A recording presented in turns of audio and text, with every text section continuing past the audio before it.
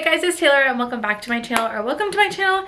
If you're new here, today's video is going to be my May wrap up, and I'm so excited because I feel like I had a really good month, and I just feel like now that we're reading summary books, I just have so many like new books that I've been dying to read, and I can't wait to talk about them.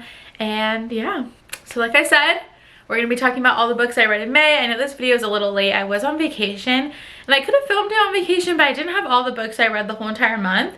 And I like to film with the books physical so I can show you guys.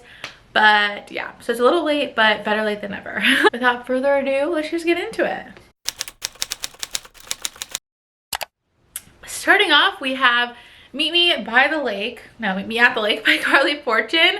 I actually pre-ordered this book. I was so excited to read this. I brought it with me on vacation and I rated it 2 stars. I feel like a lot of people are rating this kind of similar, as it's just not really a great book. I'm feeling like a lot of people's opinions are very similar. I just really don't enjoy the cheating trope, which, I mean, it's kind of a spoiler, but at the same point, like, also, this is a second chance romance, and it's like a then now perspective, but the then, they only met one day. So it's very insta love, because like for there to be this like, after one day of meeting each other and now it's years later, it's like, no, how is it that big of a deal? Like, I just really didn't enjoy that. Next up, we have Yours Truly by Abby Jimenez. I gave this a 5 stars. I loved this book so much. This is the second book in the, I don't know what the duet is called, but Part of Your World is the first book and this is the second book. You don't have to read Part of Your World first. They just talk about characters that are in each book. But I love this book even more than I love Part of Your World. Like, this is definitely my favorite out of the two. This basically just follows 2 doctors who meet. The male doctor moves to the female doctor's hospital. And basically he kind of like, no one really likes him. He has like a bad reputation as soon as he gets there. But they just kind of hit it off different, and it's just so good. I don't really want to talk too much about it because I don't want to ruin anything, but all these books so far just give me major like Grey's Anatomy. Like, if Grey's Anatomy was romance novels, like I feel like the doctor drama and like all of that, I just love, literally love. So you need to read this book if you haven't already. Next I have You Shouldn't Have Come Here. I was so excited to finally read this. I haven't really been reading many thrillers because it is like summertime, but I really wanted to read this. This is the same author that wrote Perfect Marriage. I think that's the title of it, or The Perfect Marriage, that I really liked. And I just love, love, love a good thriller. And I really actually ended up liking this one. So this kind of follows this girl who goes on a trip all by herself every single year, and she just picks like a random place off the grid type of thing because she just kind of, you know, wants to be different, I guess. I don't really know. And at first I was kind of like, I don't like this. Like, why would you do that? That's so stupid, like, as a woman to travel by yourself. She's ended up staying at this guy's Airbnb, but like the Airbnb the Airbnb host, which is the main male character, is staying there too, like with her, and like that's just like weird. Like, why would he be staying there? Like, at first I was just like, this is stupid and like really predictable, but it did have a plot twist that wasn't like what I predicted. So I kind of feel like it makes you think the whole time, like, you know what's gonna happen, like, this is stupid, why would this even be a thriller? And then the plot twist will get you. So I did really like this one. Next, I finally read the second book in the Briar U series. Is this the Briar U? No, the Off Campus series by Elle Kennedy. So this is The Mistake, and I sadly did not really enjoy this. I don't think I'm going to be continuing the series. I just feel like I'm not getting connected to any of the characters. I know a lot of people like love this series, so the fact that I'm like not feeling a connection is making me think it's just like not for me, which is perfectly fine, obviously. But I just don't know, like the first book and the second book, like I didn't care about any of the characters. Like, I didn't really care about their love story. Like, it wasn't like, I feel like when you read a story, you're either gonna like really feel connected deeply to the characters, like them as people, or you're just kind of like reading it and getting it over with. And I just didn't like love this, so I'm probably not gonna be finishing the series. Next up is You, Me, Everything by Catherine Isaac. I love this book so much. I actually bought this off Pango Books. I had never even like really heard of it. I'm trying to read more books that aren't just like mainstream popular at the moment, so I can kind of find books without an opinion based behind them, because 90% of the books I read, I've definitely read either a good or a negative review about, and then you kind of go into it with like expectations. And I'm really excited that I picked this one up because I really, really enjoyed it. This is going to be like a second chance romance, childhood friend kind of to lovers, I feel like. So this basically follows Jess, and then she has a 10-year-old son named William. I think that's his name, yeah. And then they're going to visit Adam, which is his father, for the summer. So it's definitely a summery vibe book. They're taking a little summer trip to go visit the dad of the child that they have together. And basically she's just trying to make the son have a relationship with the father, but she's not trying to like get back with him. It's been like 10 years. He just kind of like never really grew up. He's like a fratty boy, like just not made for a relationship, and she's accepted that. She just wants to kind of like move on. She wants them to have a relationship, but the reason she wants them to have a relationship is because she actually thinks she's going to be dying soon, because her parents have like a genetic thing that's happening. I don't want to like tell you everything, obviously, and so she thinks like she's gonna end up getting terminally ill as well, and she's really afraid to leave her son alone in the world without parents. And yeah, so she goes to the dad, but she's not really being honest about that because she doesn't really want to tell anybody. And yeah, the rest is history. I really did enjoy this. I think I rated like a 4.25. I read The Edge of Never, and this was one of the worst books I've ever read. I have had this book on my shelf for literally years. I don't even remember buying this. I was probably like 15. I literally don't know where this book came from. And the only reason I read it is I did a 24-hour readathon this month. If you haven't watched it already, it's here on the channel. And part of the reason I wanted to do the 24-hour readathon is I was trying to read some books on my shelf that I've just had literally forever, because what's the point of keeping them over 3 years if you haven't read it? And this was one of them that I ended up picking. And it was just really bad. It was really bad. Basically, this girl meets this guy on this bus because she's like running away from her life, and then he's like, you can't be alone, like blah blah blah. And at first I thought I was gonna go good. I thought I was going to like end up enjoying it because he was like protective of her, and he was like, you know what, I'm just gonna stop what I'm doing and follow this girl on her trip, but like not in a creepy way, because she's alone and like she won't really open up. But basically they keep talking about this whole time that he has like a secret, it's gonna push her away.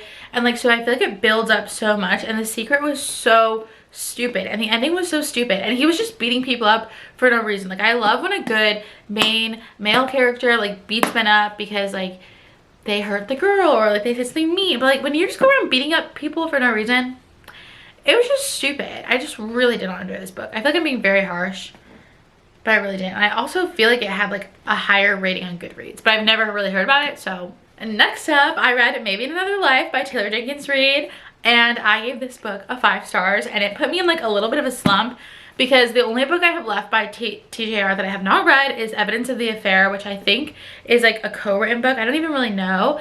But other than that, I've read every single one of her books. But this book was so good. The way that she writes is just literally so beautiful. I was kind of hesitant at first because the way that this book is told, it's basically following our main character, Hannah, and it's going to follow 2 different paths. So instead of it being like a then and now perspective, it's like path 1 and path 2. And it keeps flipping back and forth. And I was like, I feel like it's going to be confusing, kind of stupid. But it kind of shows she was at like this path in her life where she didn't really know what the next step should be. And the book follows if she follows this step or if she follows this step, and how her life ends up. And just the ending is so beautiful. And this book was just so heartwarming, and the way that she writes. Then I finally read Beach Read by Emily Henry. Again, another book that was just sitting on my shelf for so long, and the only reason was I was saving it for the summertime to read, and then I'd keep bringing it to the beach, and then I wouldn't read it because I'd like fall asleep at the beach or read on my Kindle, like something stupid. And I was like, you know what, you're just gonna read this. So I finally read her, and I really enjoyed this. This probably is my favorite book from her. I'm trying to think. I think it's my favorite book. I really like all of her books. People We Meet on Vacation was definitely not my favorite, but this one was pretty good. I feel like everybody and their mom has read this, so I'm not going to really talk about what it's about because you literally probably know, but I did really enjoy this. Yeah. Then right after that, I read Happy Place by Emily Henry, which I feel like a ton of people read, and I really enjoyed this. I think the concept of this was like a really cool book. This basically just follows Harriet and Wynn, and they are a married couple, but they actually separated, but they didn't tell any of their friends yet. And their friends arranged a trip to go back to their happy place, which was kind of like their college meetup throughout the years. And obviously it's very like nostalgic because they're kind of like going through their divorce without anyone knowing, but they have to pretend they're together, and like they're kind of like remembering everything that's happened in the past, and like other things are also happening in the background. And it's just kind of like them trying to decide, like, are we really done? Was this our happy place? Like, what is our happy place? And I just feel like this book made me like miss home and miss my friends, because I do live far away. My husband is in the military, so we don't live in our home state right now, so we're not around our friends and family. And so this just kind of like made me like hug my little friends back home when I see them, because it's like, it just shows kind of like how when you grow up, your friendships kind of distant a little bit. And yeah, I really enjoyed this, and I love the cover. I think it's so gorgeous. So then I read When in Rome by Sarah Adams, because I feel like everyone was talking about this book because the second book came out this month, which I don't have it yet, but I do plan on getting it. And this was a cute book. Like, it was cute, but like it's also one of those books where I like closed it and kind of like forget what happens. Like, it was nothing like crazy where I sat there like, oh my god. I didn't like fall in love with the characters, but it was cute. I enjoyed it. So I kind of rate those like a 3.75 on my like rating scale, because it's kind of like, I would recommend it if you asked me if you should read it. I liked it, but it's not something where I'm like, oh my god, you need to read it. Basically, it's just following the main male or the main female character. She's famous, and she ends up taking a trip to Rome, but it's not like the country Rome. It's like a little small town, and she's kind of hiding from like her manager, I think it is, to take just like a little break from the fame. She just kind of wants like a minute to herself. She's like on a strict diet. She can't like dye and cut her hair. Like, there's just all this stuff going on where she's like, I just need a minute. And of course she meets the guy. He has a pie shop, and he kind of like really doesn't want anything to do with her. Like, he's nice to her, but it's not like any intention other than just being nice.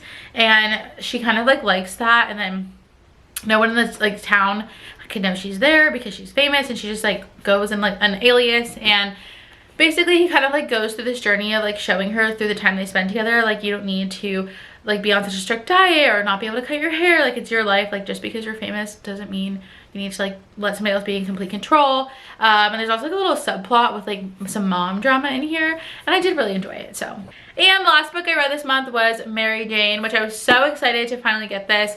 And I did do like a reading vlog, I think, with this in it. I read some summer books. That'll be up soon if it's not up yet. But this just follows a 14-year-old. Her name is Mary Jane. She is babysitting for this family over the summer, and she comes from a very like conservative type household. Like, she's very sheltered. I don't know if I say conservative, I guess like sheltered. And she hasn't like seen any other way of living other than what her parents obviously want her to see. And so when she babysits for this family, they're very open about like sex and like, I can't even think, but like they're just very open. And like the parents kind of walk around not like naked, like the mom kind of like shows off her cleavage and stuff that she's just like not used to, and she's surprising. And then the dad is a therapist, or not, I don't know if it was a therapist, but he's a doctor, but psychiatrist maybe.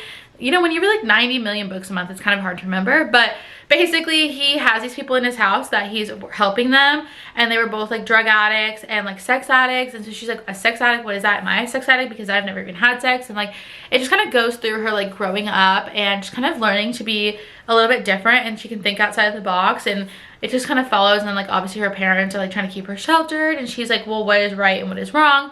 And I just think it's a really cute coming of age story, and it's a little bit different than what I typically read. And yeah, so that is all the books I read in May. I think I had such a good reading month, and I also read like half these books when I was on vacation in Florida, and it was just so much fun. I had so much fun like laying outside and reading, and it was just a great month. And June is off, spoiler alert, to a really, really good month. Like, I can't wait to do my June wrap up because of the books I've already read this month. But so definitely let me know down below what your favorite book that you read in May was, or if you read any of these. I just love to talk about books. I do have a whole bookstagram. Oh my god, I actually can't speak. I want you to know that I have been up since 5 a.m. so that might be why. But you would think the venti coffee is doing something for me. It's not. I have a whole bookstagram on Instagram that we can talk books, so feel free to DM me at any point because I love hearing your opinions, recommendations, etc. And yeah, that is pretty much it for today's video. All my social medias, my Goodreads, TikTok, Bookstagram, all of that are in the description box as always, so I can connect with you guys on other platforms. And yeah, thank you guys so much for watching, and I will see you in the next one.